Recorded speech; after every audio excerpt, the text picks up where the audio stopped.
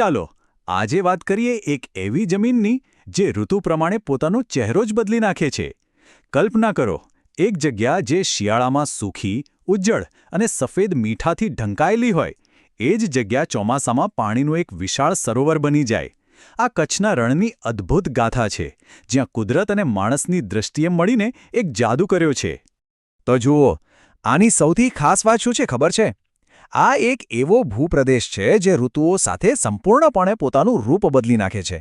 એક તરફ ચોમાસામાં પાણીથી છલકાતું સરોવર અને બીજી તરફ શિયાળામાં દૂર દૂર સુધી ફેલાયેલી સ્ફટિક જેવી સફેદ મીઠાની ચાદર. ખરેખર એક જ જમીનના બે અલગ અલગ ચહેરા. તો સવાલ એ થાય કે આ જગ્યા બરાબર છે શું? વેલ, આ કોઈ રેતીનું રણ નથી જેવું આપણે સામાન્ય રીતે વિચારીએ છીએ. આ તો દુનિયાનું સૌથી મોટું મીઠાનું રણ છે. અને આપણે કોઈ નાના મોટા વિસ્તારની વાત નથી કરી રહ્યા. આ લગભગ 7,500 ચોરસ કિલોમીટરમાં ફેલાયેલું છે.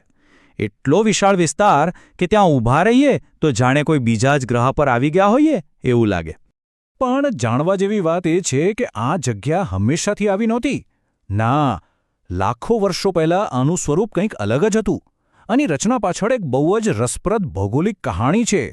તો થયું એવું કે એક સમયે આખો વિસ્તાર અરબી સમુદ્રનો જ એક છીછરો ભાગ હતો.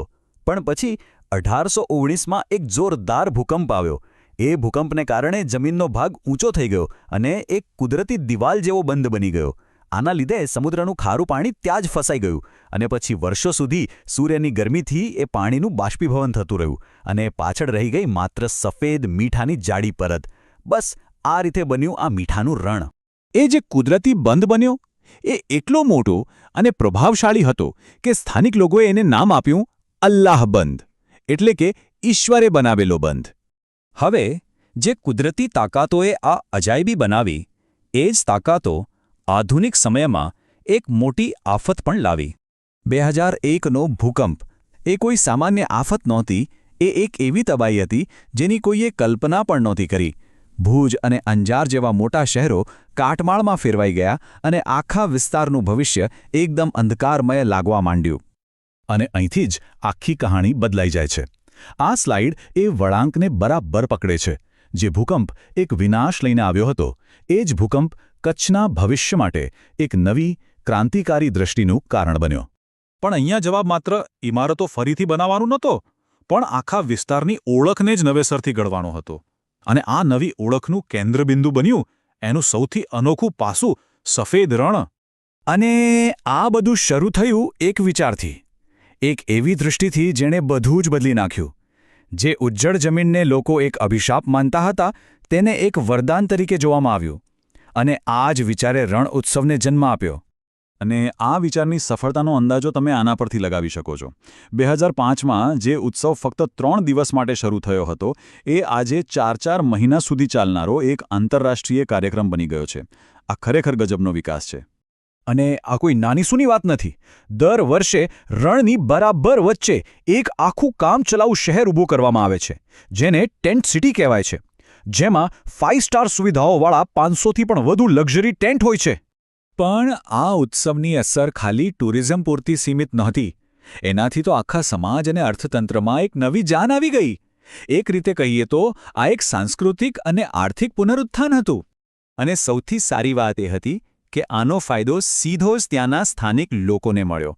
લોકોને રોજગારી મળી, એમની બનાવેલી હસ્તકલાની વસ્તુઓ વેચાવા લાગી, મહિલાઓ આર્થિક રીતે પગભર થઈ અને હોમસ્ટે જેવો નવો કોન્સેપ્ટ પણ વિકસ્યો. આ ઉત્સવને કારણે કેટલીય એવી સદીઓ જૂની કળા કારીગરી જે કદાચ ભૂલાઈ જાત, એને એક નવું આંતરરાષ્ટ્રીય પ્લેટફોર્મ મળ્યું. રોગાન આર્ટ હોય કે લીપણકામ, કચ્છી ભરતકામ હોય કે પછી તાંબાના ઘંટ, આ બધી કળાઓને નવી ઓળખ મળી. અને આ બધામાં જે સૌથી મોટું અને સકારાત્મક પરિવર્તન આવ્યું એ હતું મહિલાઓનું સશક્તિકરણ. સૃજન અને ખમીર જેવી સંસ્થાઓના માધ્યમથી હજારો ગ્રામીણ મહિલાઓ પોતાની કળા દ્વારા આત્મનિર્ભર બની અને એમને આર્થિક સ્વતંત્રતા મળી. પણ જેમ દરેક સિક્કાની બે બાજુ હોય છે, એમ આટલી મોટી સફળતા પોતાની સાથે કેટલાક ગંભીર પડકારો પણ લાવી છે. તો હવે રણની સામે સૌથી મોટો સવાલ એ છે કે આ સંતુલન કેવી રીતે જાળવવું? એક તરફ આર્થિક વિકાસ અને વૈશ્વિક ઓળખ છે, તો બીજી તરફ આટલા બધા પ્રવાસીઓને કારણે તેની નાજુક પર્યાવરણીય વ્યવસ્થા પર દબાણ વધી રહ્યું છે. કચરાની સમસ્યાઓ ઊભી થઈ રહી છે અને વન્યજીવનને પણ અસર થઈ રહી છે. આ એક મોટો સવાલ છે, ખરું ને? શું આટલું બધું ટુરિઝમ અને આટલી નાજુક કુદરતી વ્યવસ્થા લાંબા સમય સુધી એકસાથે ટકી શકશે? આ સવાલ માત્ર કચ્છ માટે જ નહીં પણ દુનિયાની એવી દરેક જગ્યા માટે મહત્વનો છે જ્યાં પર્યટન અને પર્યાવરણ વચ્ચે સંતુલન જરૂરી છે. અને આ બધું જ જોયા પછી પેલી પ્રખ્યાત લાઈન એકદમ સાચી લાગે છે, કચ્છ નહીં દેખા તો કુછ નહીં દેખા. આ ખાલી એક ટુરિઝમની ટેગલાઇન નથી, પણ એ લોકો માટે એક હકીકત છે જેમણે આ જગ્યાની મુલાકાત લીધી છે.